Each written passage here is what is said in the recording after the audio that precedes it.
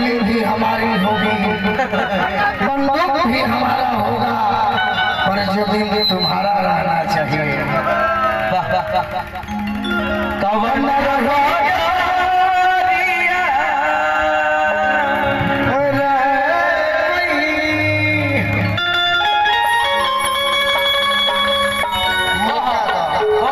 अभी तो हम आई, अभी तो हम लोगों के मौका दिहनी न तो सुमिरन वंदना आराधना प्रार्थना रिक्वेस्ट विनती गुहार चिरौरी सब हो गए। हम भी जानते थे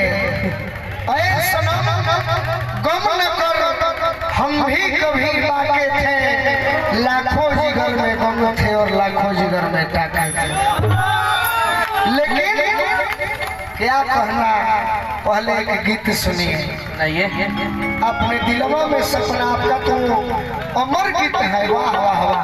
अरे तोहरो प्यार कौन चीज हो, तोहरो ये अमर गीत है। आज राजा जी के करवे में जवान बोला जो ये भी अमर गीत है कि आज ना टकराल मिलो, अरे मानिए ही आस से प्यार हम करी तो से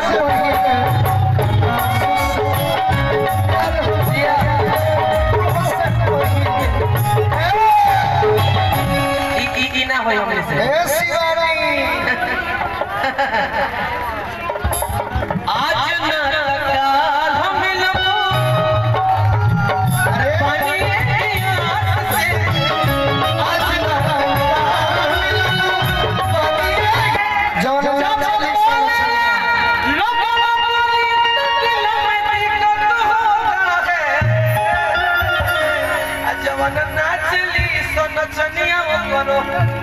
इज्जत होता है, इज्जत बा। छोटा भाई माने का बा, कुछ करे के माने का। अरे का कहलू, प्यार हम करी ना ना ना ना, अरवल की धरती है। अच्छा अरवल बगलिया कलेर जहानाबाद, यहाँ के बारे में जानते हैं कि भाषा क्या है? मगही। बोलिए।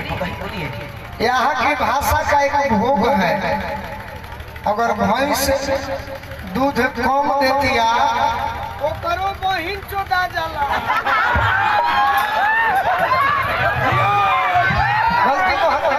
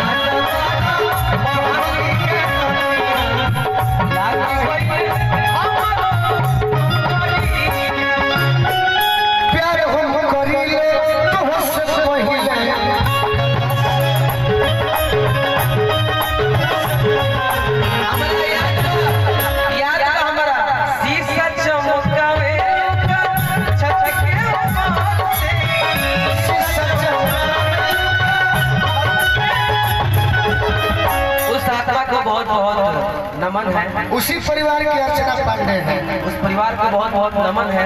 इनको भी नमन। आदरणीय अजय पांडे जी, अरे बहुत सुंदर कलाकार, जवाब नहीं था उनका। एको गो गोटिए न बांट दी हमने के, हमारा विशाल भवन के